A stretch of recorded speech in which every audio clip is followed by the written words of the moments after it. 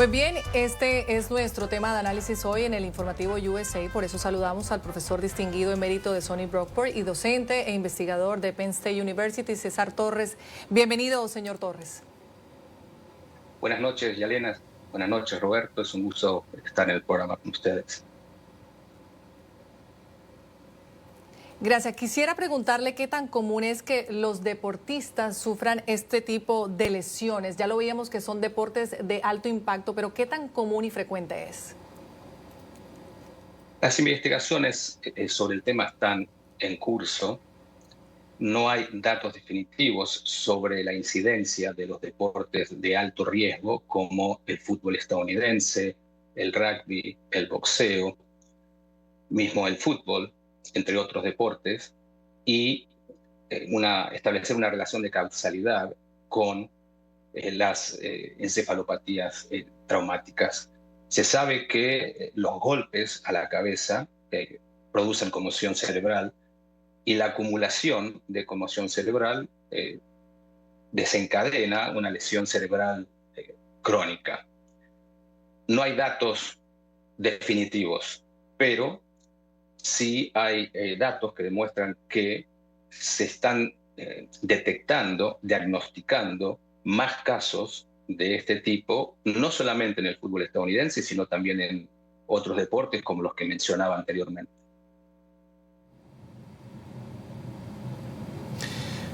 Le queremos preguntar también, señor Torres, ¿por qué la ETC ha sido, realmente controversial para la NFL? Sabemos, por ejemplo, que en el pasado ya se han dado algunos casos. Ha habido varios casos ya documentados de exjugadores de fútbol estadounidense que sufrían de encefalopatía traumática. Durante bastante tiempo, la Liga Nacional de Fútbol estadounidense negaba esta relación, en parte porque protege su modelo de negocio y el, el deporte y la estructura del deporte.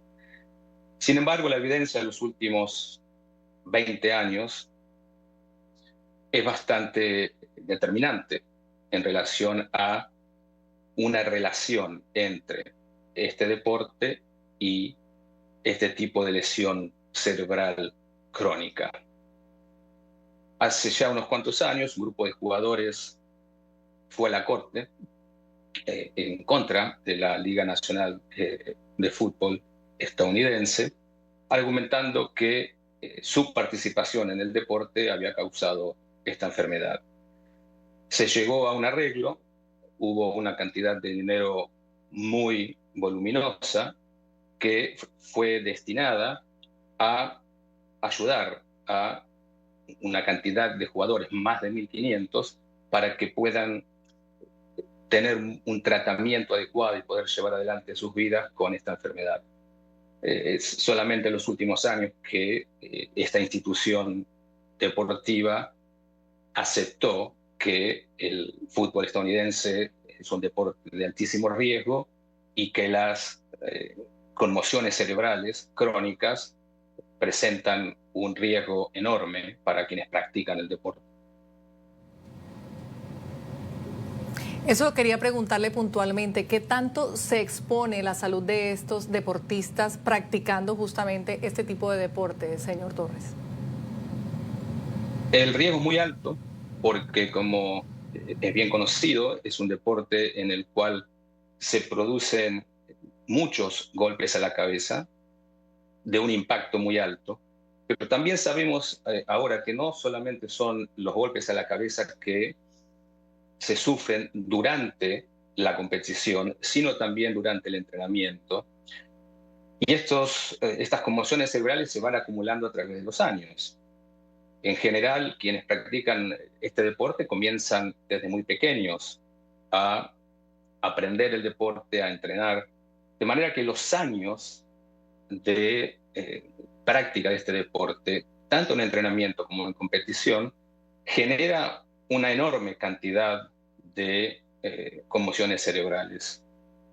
No es solamente una cuestión que se da en el fútbol estadounidense, pero dentro de los deportes más populares en Estados Unidos es el más notorio en cuanto a los golpes en la cabeza.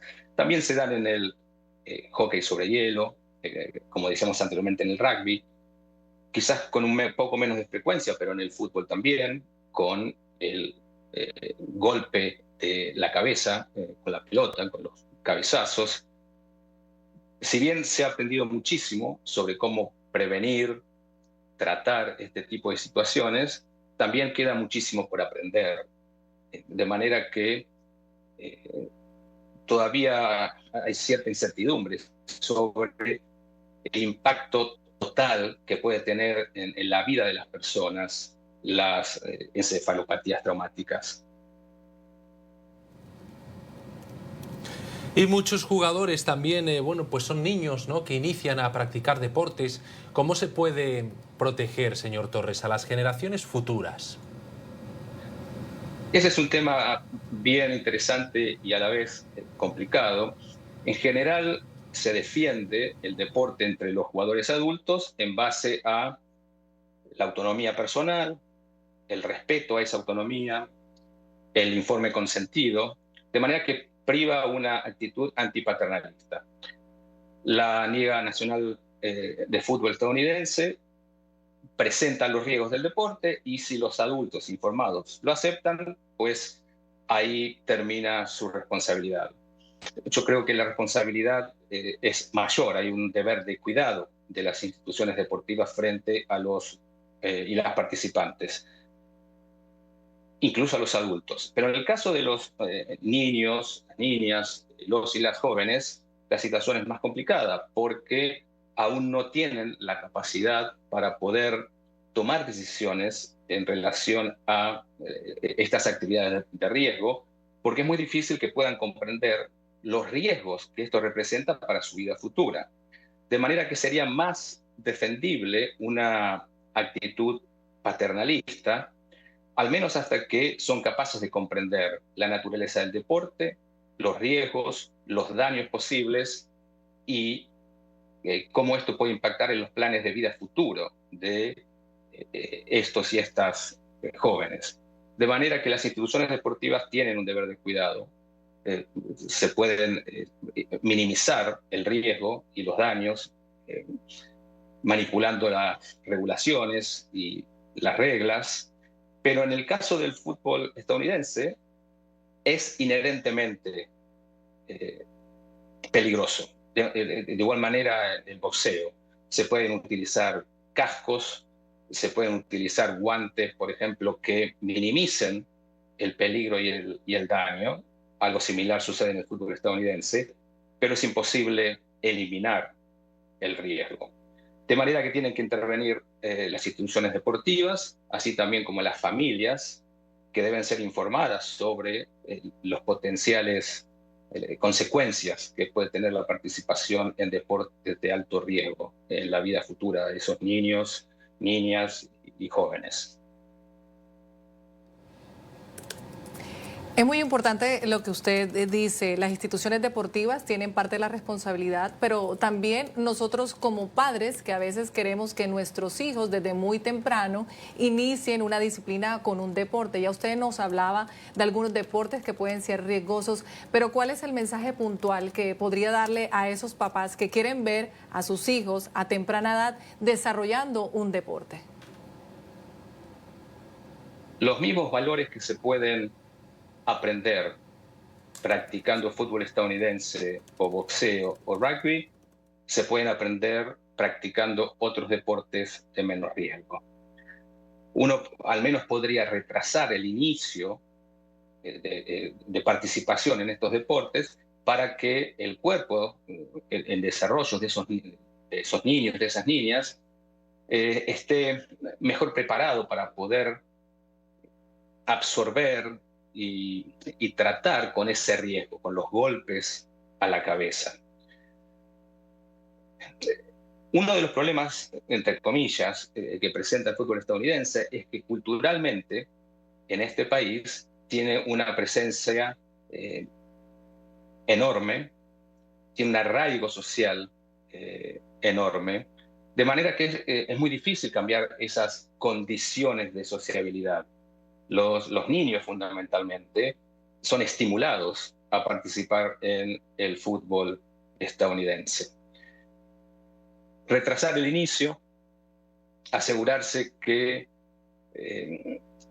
hay medidas de seguridad, como por ejemplo los cascos y seguir desarrollando cascos que sean más apropiados para el cerebro en crecimiento de los niños y de las niñas. Los padres deberían informarse, pero también hay una responsabilidad de las autoridades y de las instituciones deportivas para informar completamente cuáles son estos riesgos. Y así los padres poder tomar una decisión informada sobre el tipo de riesgo y potencial daño al que exponen a sus niños y niñas al practicar estos deportes. No hay deportes sin riesgo, hay deportes con mayor o menor riesgo, pero en el espectro de mayor a menor riesgo, el fútbol estadounidense, el rugby, el boxeo son de los que más riesgos presentan, justamente porque son deportes de contacto. Se puede minimizar el contacto durante las edades tempranas. En el fútbol, por ejemplo, en este país hay una regulación que minimiza el cabecear la cabeza, el cabecear la pelota, para justamente proteger esos cerebros en crecimiento. Y así uno podría pensar otras regulaciones que protejan el físico, la salud mental de estos niños y de estas niñas. Las responsabilidades son compartidas y en muchos casos los padres, las madres, las familias no tienen las herramientas para poder comprender cabalmente estos riesgos. Pues ahí los profesionales de la medicina, las instituciones deportivas, las autoridades tienen ese deber de cuidado y de educación para que los padres puedan ejercer la patria potestad y determinar cuál es la actividad física y el deporte más apropiado para sus hijos e hijas. Hay que tener en cuenta todo ello, sin duda. César Torres, docente investigador de Penn State University, gracias por acompañarnos hoy. Buenas noches, muchas gracias.